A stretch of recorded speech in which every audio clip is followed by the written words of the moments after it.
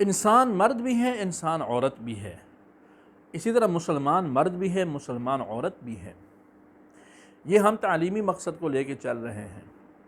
ہماری شریعت جس طرح مردوں کی تعلیم لازم قرار دیتی ہے، اس طرح عورت کی تعلیم بھی لازم قرار دیتی ہے۔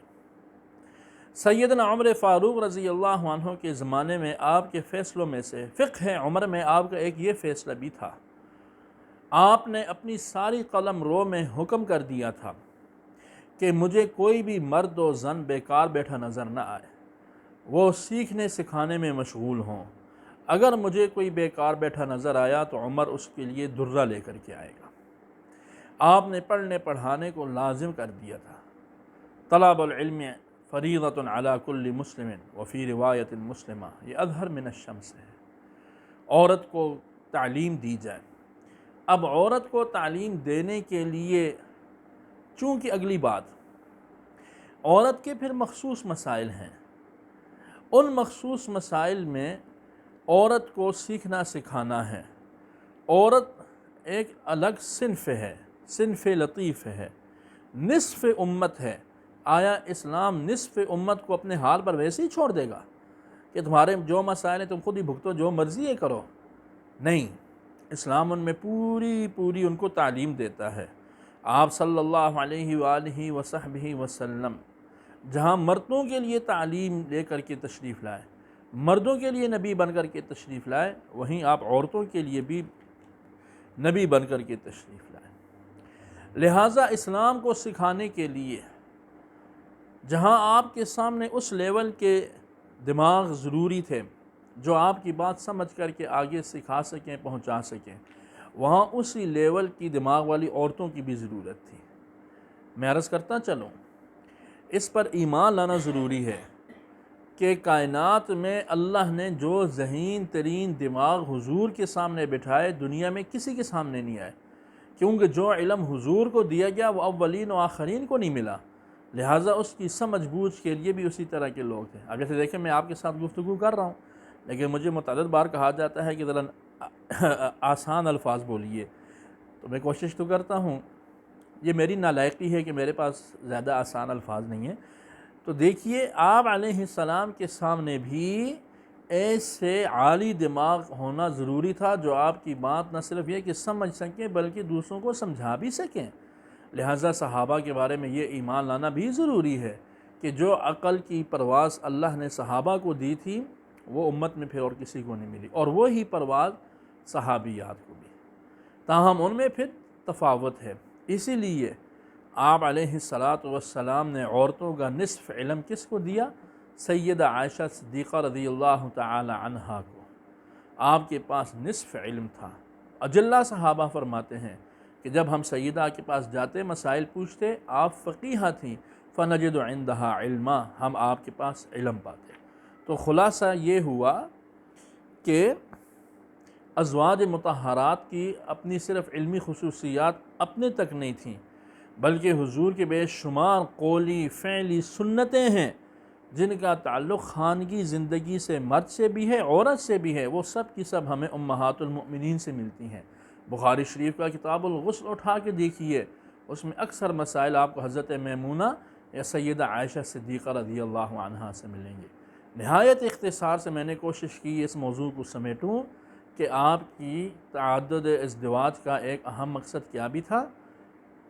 تعلیم، اور وہ شریعت جو آپ لے کر آئیں امت تک پہنچائیں، اور اس کے لیے آپ کے پاس جو سب سے بڑی فقیہہ زوجہ مطہرہ تھیں وہ اماں عائشہ صدیقہ تھیں رضی اللہ عنہ۔ دوسرا بڑا مقصد تشریعی مقاصد تھا۔ زمانے میں جس طرح رسوم مردوں میں پھیلتی ہیں اسی طرح عورتوں میں بھی پھیلتی ہیں، بلکہ غور کر کے دیکھا جائے تو عورتوں میں رسوم زیادہ تیزی سے پھیلتی ہیں۔ جس طرح حق بات بھی عورتوں میں تیزی سے پھیلتی ہے، اس طرح رسوم بھی عورتوں میں تیزی سے پھیلتی ہیں۔ اور حضور جس معاشرے میں تشریف فرما ہوئے، وہاں تو کئی قسم کی رسمیں تھیں جن کا کچھ کا ذکر آپ سن بھی چکے ہیں۔ انہی رسوم کو ختم کرنے کے لیے بھی ضروری تھا کہ ایسے نکاح بھی کیے جائیں جس کی وجہ سے بعض رسمیں ٹوٹیں۔ یہاں ایک اصول یاد رہے، یہ بھی سیرت سے متعلق ہے کہ آپ علیہ السلام بلکہ ہر نبی علیہ السلام سے وہ کام جو منصب نبوت کے خلاف تھے لیکن امت کو سمجھانا تھا، وہ تکوینی طور پر صحابہ سے کروائے گئے، اور جو منصب نبوت کے خلاف نہیں تھے وہ نبی علیہ السلام نے خود کیے۔ انہی رسوم میں ایک رسم بد یہ بھی تھی کہ لے پالک بیٹا، اجنبی بیٹے کو اپنا بیٹا بنا لیا اور اس سے وہ بیٹا قرار پاتا، نسب، میراث، شادی، طلاق، ہر صورت میں اس کی حیثیت حقیقی بیٹے کی طرح ہوتی۔ نتیجہ یہ نکلتا کہ مستحقین اپنے حقوق سے محروم ہو جاتے۔ ایسے وقت میں کہ ایسی رسم کو جو رس اور اس طرح ان کے اندر وہ کہتے ہیں نا اس طرح سرایت کر چکی تھی کہ اس کا دور کرنا، اس کا سوچنا بھی امر محال تھا، آپ صلی اللہ علیہ وآلہ وصحبہ وسلم نے یہاں اپنے آپ کو پیش فرمایا، اور اس رسم بد کو ختم کرنے کے لیے حضرت زینب رضی اللہ عنہا سے حضور کی شادی ہوئی، جن کے ساتھ پہلی شادی حضرت زید کی ہوئی تھی، اور وہ کیا تھے؟ وہ حضور کے منہ بولے بیٹے تھے۔ اب یہ کتنا بڑا مسئلہ تھا۔ فَلَمَّا قَضَى زَيْدٌ مِّنْهَا وَطَرًا زَوَّجْنَاكَهَا لِكَيْ لَا يَكُونَ عَلَى الْمُؤْمِنِينَ حَرَجٌ فِي أَزْوَاجِ أَدْعِيَائِهِمْ إِذَا قَضَوْا مِنْهُنَّ وَطَرًا وَكَانَ أَمْرُ اللَّهِ مَفْعُولًا۔ آپ علیہ السلام نے اللہ کے حکم سے حضرت زینب بنت جحش رضی اللہ عنہا کو اپنے نکاح میں لیا۔ تشریعی مقصد میں سے کتنا بڑا مقصد کس طرح پورا ہوا، اور آپ علیہ السلام نے خود نکاح فرما کر اس رسم بد کو ختم فرمایا۔ تیسرا اہم مقصد تھا سماجی مقصد۔ وفاداری اہم ترین انسانی خصوصیات میں سے ایک ہے، اور میں پہلے عرض کر چکا ہوں کہ دعوت کا ایک اصول یہ بھی ہے کہ جو لوگ آپ کی دعوت پر آپ کے ساتھ جڑیں، آپ ان کا خیال بھی کریں، ان کی ضروریات بھی پوری کریں۔ ضرورت کا تعلق سماج سے ہے نا، سماج میں باہم ضروریات کو بانٹا جاتا ہے۔ حضور علیہ السلام نے اس سماجی ضرورت کی بھی ایک اہم ترین مقصد کو لے کر کے چلے۔ دیکھیے، حضرت حفصہ رضی اللہ تعالی عنہ حضور کے وفادار جان نثار، آپ پر قربان اور آپ پر شیدا حضرت عمر کی صاحبزادی ہیں۔ جوانی ہے نا، اس میں بیوہ ہو جاتی ہیں۔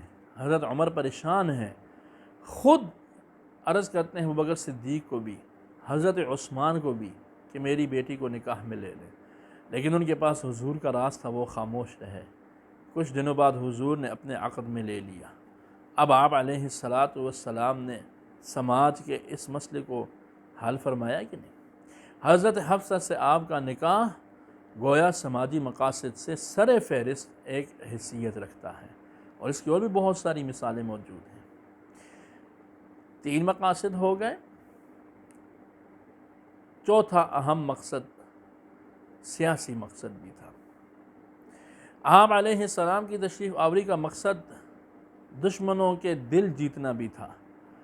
دشمنی اور قبائلی نظام، جو قبائلی سسٹم تھا، اس کو قریب کرنا تھا تاکہ نور اسلام زیادہ سے زیادہ پھیلے، مخالفت زیادہ سے زیادہ کم ہو۔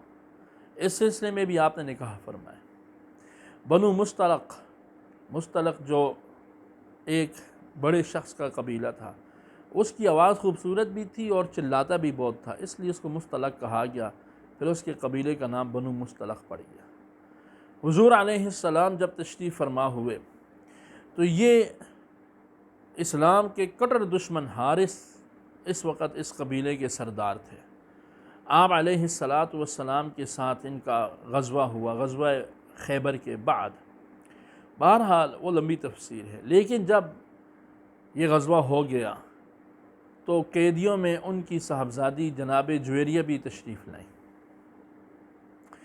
اور اب آپ صلی اللہ علیہ وسلم کو جب پتہ لگا، بعض صحابہ فرماتے ہیں کہ انہوں نے باہم مشورے سے کہا کہ سردار کی بیٹی ہے، حضور کو ہی پیش کرنی چاہیے، حضور کے ہی لائق ہیں۔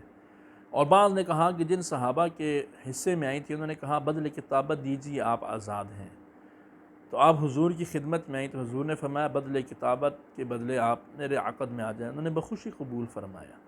دیکھیے، جو ہی ان کی شادی ہوئی حضور کے ساتھ صحابہ نے وہ ساری باندیاں جو اس طرف سے آئی تھیں اور سارے اسیر وہ سب رہا کر دیے، تو یہ تو حضور کا سسرال بن گیا، اب یہ ہم اپنے پاس کیسے رکھ سکتے ہیں؟ سیدہ عائشہ صدیقہ رضی اللہ عنہا نے اس موقع پر فرمایا فما رأینا امرأة كانت اعظم برکۃ علی قومها منها، ہم نے کسی عورت کو بھی نہیں دیکھا جو اپنی قوم کے لیے اس سے زیادہ برکت کا باعث بنی ہو جتنی بابرکت جویریہ اپنی قوم کے لیے بنی تھی۔